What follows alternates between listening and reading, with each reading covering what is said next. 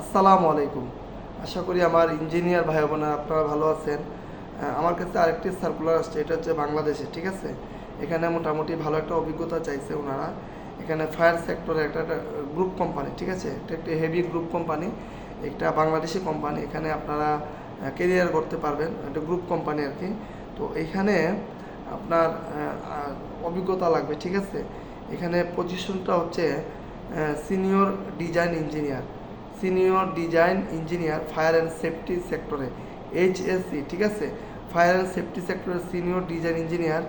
এখানে ফেসিলিটি সুযোগ সুবিধা খুবই ভালো, ঠিক আছে। এখানে মূলত ওনারা যে অভিজ্ঞতাগুলো চাইছে আমি বলবো অবশ্যই আপনাদের সাথে। এখানে শিক্ষাগত যোগ্যতা হচ্ছে ব্যাচেলার, ত্রিপলি বা এমই বা আপনার সিভিল ইঞ্জিনিয়ারিং।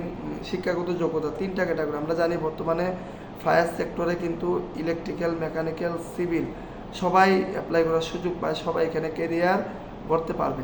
এখানে কিন্তু বেসিক বিষয় আছে, এখানে কিছু কোর্স আছে, এগুলো যে কেউ করতে পারবে, কোনো সমস্যা। এটার জন্য কোনো এডুকেশন ব্যাকগ্রাউন্ড ওইরকম কিছু না যে আমি সিভিলে আমি পারবো কিনা, আমি মেকানিক্যাল। কারণ একটা টেক্সটাইল বা একটা আরএনজি সেক্টরগুলোতে আপনার ফায়ার এবং ফায়ার প্রোটেকশন ডিটেকশন বা fire safety officer, fire monitoring officer, এগুলো খুব ডিমান্ড, ঠিক আছে। আমাদের এখানে অনেকেই আছে ইলেকট্রিক্যাল থেকে পাশ করে আসা ফায়ার সেফটি অফিসার, মেকানিক্যাল থেকে পাশ করে ফায়ার মনিটরিং অফিসার। কোনো ব্যাপার না, এখানে এখানে ইলেকট্রিক্যাল, মেকানিক্যাল প্রত্যেকটা বিষয় এখানে জড়িত। তো ওনারা এখানে অভিজ্ঞতা সাত থেকে 8 বছর বা 10 বছর বা 10 বছর উপরে হলেও আপনারা এখানে অ্যাপ্লাই করার সুযোগ পাবেন।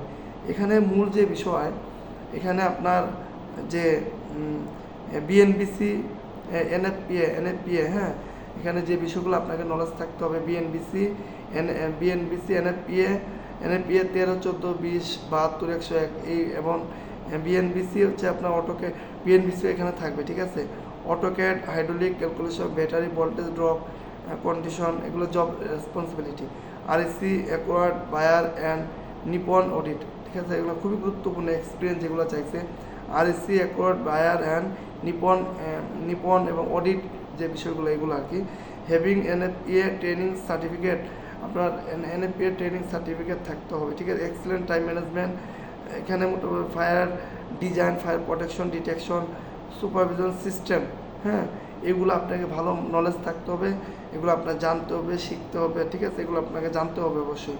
তারপর হচ্ছে আরও স্টামুলা, এখানে কি ফায়ার অ্যালার্ম, ফায়ার রিলেটেড যত প্রোটেকশন ডিটেকশন যত সিস্টেম আছে, বিওকিউ, পিপাই, অনেক অনেক কিছু। ওনারা যারা ফায়ার সেক্টরে জব করেন, ফায়ার মনিটরিং বা ফায়ার সেফটি সেক্টরে যারা আছেন, তারা এই বিষয়গুলো সম্পর্কে ভালো জানতে পারবেন।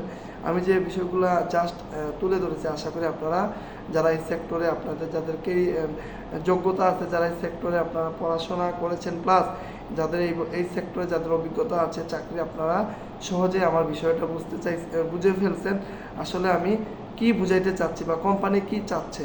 এই বিষয়গুলো জাস্ট আমি আপনাদের সামনে তুলে ধরলাম। আশা করি যারা এই সেক্টরে এক্সপিরিয়েন্স আছেন আপনারা খুব সহজেই বুঝতে পারবেন। এটা খুবই ভালো একটি গ্রুপ কোম্পানি, এখানে স্যালারি ফ্যাসিলিটি সুযোগ সুবিধা খুবই ভালো।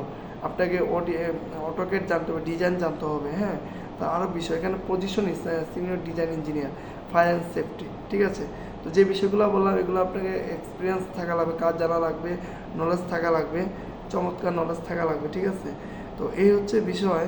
তো যারা এই সার্কুলারের সাথে যোগ্য আছেন, আগামী 2-1 দিনের মধ্যে আপনারা সিভি দিয়ে দিবেন। কীভাবে সিভি দিবেন, এই ভিডিও ফার্স্ট কমেন্টে আমি নিয়ম দিয়ে দিব, ওই নিয়ম অনুযায়ী আপনারা অবশ্যই এখানে সিভি দিবেন। কেউ নিয়মের বাইরে সিভি দিলে আমি ওই সিভি নিয়ে কাজ করব না, আমার পরিষ্কার কথা ভাই।